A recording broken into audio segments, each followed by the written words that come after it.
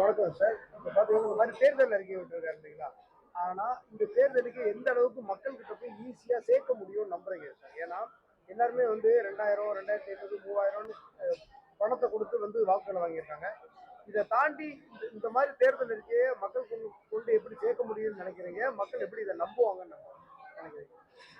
எங்களால முடிஞ்ச விஷயம் என்னன்னு பாத்தீங்கன்னா, அந்த அந்த கட்டங்கள்ல வந்து பாத்தீங்கன்னா, ஒரு வில்லேந்தி போர் செஞ்சாங்க, வாளேந்தி போர் செஞ்சாங்க. எங்ககிட்ட இருக்கிறப்போ ஒரே ஆயுதம் அப்படின்னு பாத்தீங்கன்னா, எங்களுடைய பேச்சு திறமைகளும் எங்களுடைய அரைவாய்ந்த திறமைகளும் மட்டும்தான். இதை அடிப்படையா வச்சுதான் நாங்க எங்களோட பிரச்சாரத்தை மேற்கொள்றோம். எங்களுடைய இந்த செயல் திட்டங்களையும் நாங்க அறிவிக்கிறோம். இன்னும் இந்த ஊடக வெளிச்சம் அப்படிங்கிறது வந்து இன்னும் எங்களுடைய இந்த மூன்றாவதாக அங்கீகரிக்கப்பட்ட கட்சியின் மேல் சரியா படலன்னு தான் நினைக்கிறோம் நாங்க. நீங்க இந்த ஊடகங்கள்ல இருக்கிற நீங்க எல்லாமே எளிய மக்களுக்கு புரியுற மாதிரியான விஷயங்களை அண்ணா வடிவமைச்சு கொடுத்துருக்காங்க. நீங்க தான் அதை வந்து எல்லா மக்கள்கிட்டையும் கொஞ்சம் எடுத்து சொல்லும் பொழுது அது புரியும். அது மூலியமா நாங்க கொண்டு போகணும்னு நினைக்கிறோம். பணங்கிறது ஒரு அத்தியாவசிய தேவையா இருக்குது. எல்லாருமே வந்து நீங்க பாத்துட்டீங்க, நம்ம மக்கள் வந்து எனக்கு 500 ரூபா கொடுத்தாங்க ஆனா எனக்கு கொடுக்கல அப்படின்னு சண்டை போடுற காலங்கள்ல காசே கொடுக்காம எப்படி ஒரு கட்சி வெற்றி பெற முடியும் நம்புறேன். நாங்க 1.4% ஓட்ல இருந்து இப்ப வந்து பாத்தீங்கன்னா 8 வந்திருக்கோம். ஒரு காசு கூட கொடுக்காம தான் இருக்கு. அந்த காசை குடிச்சு மக்களை ஏமாற்றுறது இப்ப மக்களே தெரிஞ்சுட்டாங்க. ஏன்னா ஒருத்தவங்க 2000 ரூபாய், ஒருத்தவங்க 2500, இது வந்து ஏமாற்றக்கூடிய வேலை. காசு இல்லாம ஓட்டு போட்டுன நிலைமை சின்ன குழந்தையில இருந்து பெரியவங்க வரைக்கும் போய் சேர்த்துருக்கோம். அது நம்பிக்கை இருக்கு. இப்போ இப்போ எனக்கு தெரிஞ்சு மக்கள் கிட்ட கொஞ்சம் புரிதல் அதிகமா இருக்கு. இவங்க சொன்ன மாதிரி 1.1லேருந்து 8.2% ரீச் ஆயிருக்கும் காசே கொடுக்காமனா, அப்ப எங்களை நம்புற ஆட்கள் நிறைய பேர் இருக்காங்க.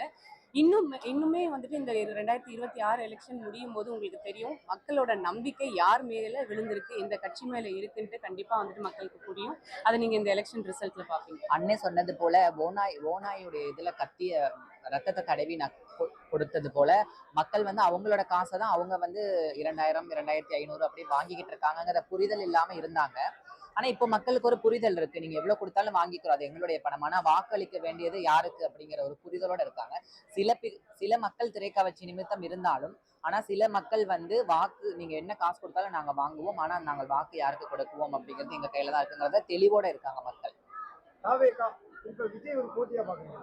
ஆக்சுவலி அது அவங்க தாவேக்காவுக்கும் எம்பிக்கும் முற்றிலும் வேறுபட்ட கருத்து. நாங்க வந்து கொள்கை ரீதியா போறவங்க, அவங்க திரைக்கவர்ச்சி அதை பத்தி நாங்க வந்து பேசுறதே வந்து ஏற்கனவே எங்க சகோதரி ஃபர்ஹானா சொன்ன மாதிரி டைம் வேஸ்ட் தான். அது எங்க கிட்ட அந்த கொஸ்டினே தேவையில்லை. அது ஒரு கட்சியே இல்லைங்க, வெறும் என்ன சொல்றோம் ஃபேன்ஸை வச்சு நடத்திட்டு இருக்காங்க, அவ்வளவுதான் சொல்லணும். இந்த இலவசம் அறிவிக்கிறதுக்கு முன்னாடி ஒரு மாற்று சக்தியா விஜய் வருவாரு அப்படின்னு சொல்லிக்கிறாங்க. ஏன்னா மக்கள் வந்து ஓகே ஏதாவது மாற்று அதிமுக, திமுக குறிப்பா திராவிட கட்சிகளுக்கு ஒரு மாற்றா வந்து விஜயை பார்த்துக்கிறாங்க. இப்போ வந்து விஜயும் அதே அறிவிப்பை வெளியிட்டு இருக்காரு. இது உங்களுக்கு எவ்வளவு சாதகமா அமையும் நம்புறீங்க? இல்ல எங்க குடும்பங்கள்லயும் பாத்தீங்கன்னா, இப்ப நான் வேட்பாளரா என்டிகேல நிற்கும் போது கூட எங்களுடைய குடும்பத்திலும் கூட அவர் வந்தா ஒரு மாற்றத்தை கொடுப்பாரு அப்படிங்கிற மாதிரியான சூழல் எங்களுடைய குடும்பத்துல 2ஆ இருந்துச்சு. ஆனா எப்போ ஒரு இலவச நம்ம புகைப்படம் எடுக்க போறோம். வேட்பாளர்கள் தயாரிக்கங்க, பெட்டிகளை எப்போ இவங்க வந்து இந்த இலவசம் அப்படிங்கிற இலவசத்தை எதிர்த்து போராடிட்டு இருந்தாங்க. ஆனா இலவசம்ங்கிறத இவங்களே எப்போ கொண்டு வந்தாங்களோ அப்பயே எங்க குடும்பத்திலே புரிஞ்சுக்கிட்டாங்க இது மாற்றுப்பட்ட கட்சி இல்ல, எல்லாம் ஒரே மட்டையில ஒரே குட்டையில ஊர்ன மட்டைங்க தான், நாம் தமிழர் மட்டும்தான் அதுல வேறுபட்டு நிக்குதுங்கிறத எங்க குடும்பத்துல புரிஞ்சுக்கிட்டாங்க. அது மாதிரி மக்களும் புரிஞ்சிருப்பாங்கிறத நாங்க நினைக்கிறோம். இது தீய சக்தின்னு சொல்லிட்டு இவரும் அதே சக்தியை தான் பயன்படுத்திட்டு இருக்காரு. இப்ப கூட ரீசெண்டா அந்த IRS இவர் அருண்ராஜ் அவர்கள் வந்து அந்த பரிசு பொருளை வச்சு மாட்டிக்கிட்டாரு இல்லையா. ஸோ எந்த வகையிலுமே இது வந்து ஒரு வேறுபட்ட கட்சியா கிடையாது. எல்லா திராவிட கட்சிகளும் இதுக்கும் எந்த டிஃபரன்ஸும் இல்லை. அவங்களும் வந்துட்டு பணத்தை வச்சு பரிசு பொருட்களை வச்சு ஓட்டு வாங்குறதுக்கான பிளானை தான் பண்றாங்க. தாவேக்காவும் அதுதான் பண்ணுது. ஸோ எந்த டிஃபரன்ஸும் இல்லை இந்த கட்சிகள். நீங்க இலவசத்தை கொடுக்காம வாக்கு வாங்கணும், மக்களுடைய மனசுல இடம் பிடிக்கணும், நீங்க உண்மையா ஜெயிக்கணும்னா நீங்க ஏன் பூஸ்ட் பாட்டில் கொடுக்குறீங்க, மேல ஸ்டிக்கர் படத்தை ஒட்டி விஜய் படத்தை ஒட்டி ஏன் கொடுக்குறீங்க? அரசியல் தெளிவே இல்லை. விஜய்க்கு அரசியல் தெளிவே இல்லை. கண்டிப்பா யாரோ எழுதி கொடுத்ததான் பேசுறாரு. பேசுறப்ப கூட ஒருத்தோட அதை நம்ம என்ன பேசணும்னு யோசிக்கிறது இல்லை. அவங்க கட்சியில இருக்க பேர்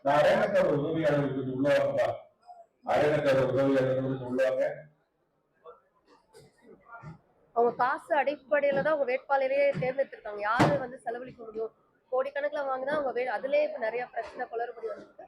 போக போக எப்படி மக்கள் நீதி மையம் வந்து ஒரு எலெக்ஷனுக்கு அப்புறம் வந்து காணாம போச்சோ அந்த மாதிரிதான் எதிர்பார்க்கிறோம். எலெக்ஷனுக்கு அப்புறம் நம்மளே பார்ப்போம் கண்கூடா. உங்க மூணூர்ல யாராவது விஜய் ரசிகையா இருந்திருக்கீங்களா சார்? அதாவது அரசியலுக்கு வரதுக்கு முன்னாடி. ஆமா நாங்க எல்லாமே fan தான். விஜய் எல்லாரும் ரசி. விஜய் எப்போதுமே fan நீங்க தான். அரசியல் வரதுக்கு fan தான். முன்னாடி எல்லாம் இல்ல, இப்பவுமே நாங்க விஜயோட ஃபேன் தான். ஜனநாயகம் படம் வந்துச்சுன்னா நாங்க போய் பார்ப்போம், திரையரங்குல ரசிப்போம். ஆனால் அரசியல் என்பது மக்களுடைய வாழ்வாதாரம். அதை வந்து கொலாப்ஸ் பண்ற மாதிரி இருந்தா கருத்தியெல்லாம் நாங்க எதிர்ப்போம்.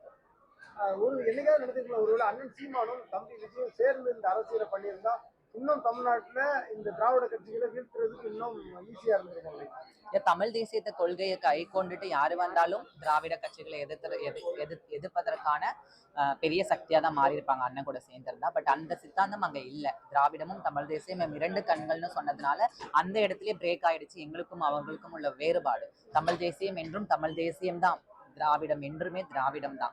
நாங்க எப்பவுமே திராவிடத்துக்கு எதிர்ப்புதான். தமிழை தமிழன் தான் ஆளணும், தமிழ்நாட்டை தமிழர்கள் தான் ஆளணும் அப்படிங்கிற ஒரு பாதையில நாங்க போயிட்டு இருக்கோம். அதுலதான் நாங்க தொடர்ந்து பயணிப்போம். காங்கிரஸை எதிர்க்கிறது எங்களோட எங்க சொந்தங்களை அழிச்சது காங்கிரஸ். அந்த காங்கிரஸ் கட்சியோட ஒரு கூட்டணியும் தான். நாங்க காங்கிரஸ் எங்கெல்லாம் இருந்துச்சோ அவங்க பிரச்சனை செஞ்சு ஒழிச்சதே நாம் தமிழர் கட்சி தான். அதனால அந்த அந்த கட்சிகளோட அவர் கூட்டணி போறோம்னா அது எங்களுக்கு வந்து ஆகாது. அதனால நாங்க அதை எதிர்பார்க்கல. நாம் தமிழர் கட்சியில இருந்து வரணும் அந்த எதிர்பார்க்கலாம் இல்லை.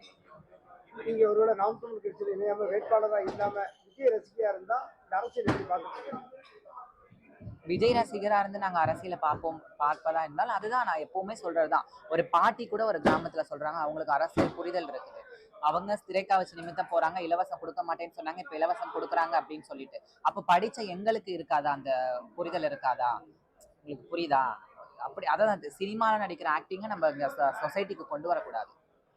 இங்க வேற கல நிலவரமே வேற. 40 பேர் இறந்தப்ப அமைதி காத்தாரு, அது எவ்வளவு பெரிய அநியாயம்.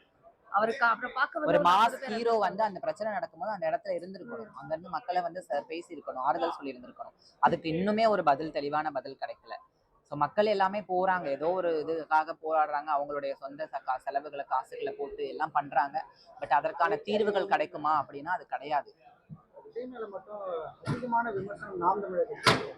குறிப்பா சாட்டை துரைமுருகன் அவர்கள் வந்து பாத்தீங்கன்னா சாட்டைங்கிற வலையலுக்கு நாம் தமிழருக்கு சம்பந்தம் எல்லாம் வந்துச்சு. தொடர்ச்சியாக விஜய் அவர்களை தாக்கி செய்து விமர்சனம் செய்யுது அப்படின்றது.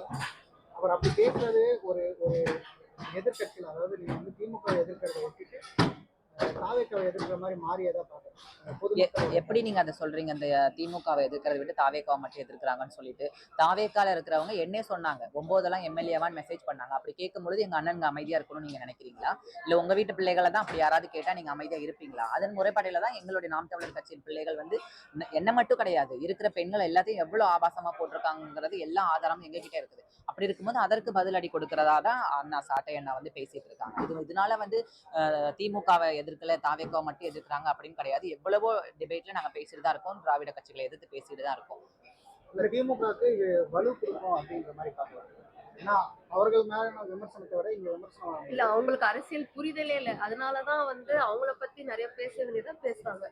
மத்த கட்சியும் வந்து அவங்க கொள்கை ரீதியா எல்லாத்தையும் நாங்க எதிர்த்துட்டு தான் இருக்கோம். அது நீங்க பாக்கலாம். மக்கள் வந்து ஒரே ஒரு விஷயத்த நீங்க நல்லபடியா புரிஞ்சுக்கோங்க. 70-80 ஆண்டுகளாக 2 கட்சிகள் அரசியலுக்கு வந்து வந்து வந்து வந்து உங்களுடைய ரத்தத்தை உறிஞ்சி 11 லட்சம் கோடி கடன்ல இப்ப இழுத்து வச்சிருக்காங்க. அதை மட்டும் புரிஞ்சுக்கோங்க. அப்ப அந்த 2 கட்சிகளும் வந்து இனி வரதற்கான வாய்ப்புகள் கிடையாது.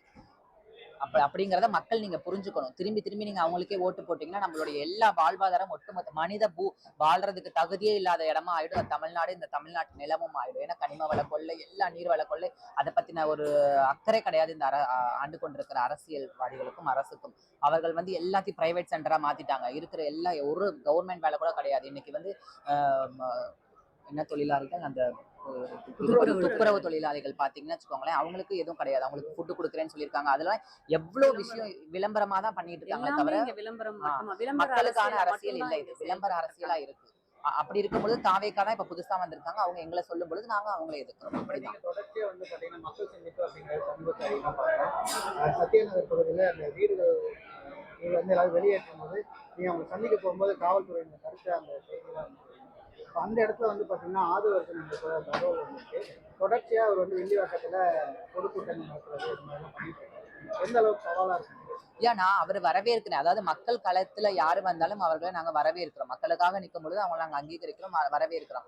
ஆனா அந்த இடத்துல பாத்தீங்கன்னா அந்த ஊடகங்கள், நாங்க அந்த ஸ்பாட் அந்த இடத்தை இடிக்கும் பொழுது அந்த மக்கள் என்ன கேட்டாங்க, எங்களுடைய பொருள்களை நாங்கள் அகற்றிக்கிறோம், எங்கள் வீடை நீங்க இடிக்கிறீங்க, எங்க பொருளை மட்டும் எடுத்துக்கிறோம்னு சொன்னாங்க. அதுக்கு அந்த அதிகாரிகள் விடவில்லை, நாங்க அதுக்காக போராடிட்டு இருந்தோம், அந்த இடத்துல போராடிட்டு இருந்தோம். அதை வந்து ஊடகங்கள் பெருசா பேசப்படல. அதெல்லாம் முடிஞ்சதுக்கு அப்புறம் ஏதோ ஏதோ ஒரு கதையில சொல்லுவாங்க, எல்லாமே முடிஞ்சு சமாதானம் ஆனதுக்கு அப்புறமேட்டு கவலைப்படாதீங்க நல்லாயிடும்னு சொல்லிட்டு வந்த அந்த அர்ஜுனை வந்து பாலிமார் நியூஸ்ல எல்லா நியூஸ்லயும் வந்து பாத்தீங்கன்னா பெருசா போட்டுட்டு இருக்காங்க. இதுதான் வந்து ஒரு அவல நிலைமையா இருக்கு. களத்துல இருக்கவங்கள பேசப்படல, மீடியா தான் ஆக்சுவலி டிவிக்கே வளர்க்குது. மீடியா வந்து வேட்பாளர்கள் கொஞ்சம் உள்ள பிரச்சனை இல்லைங்க. கேட்டுக்கிறோம். நடுநிலையா இருந்தா பிரச்சனை கிடையாது மீடியா. வேட்பாளர்கள் வெற்றி வெற்றி தான் வாழ்த்துக்கள். கருத்துல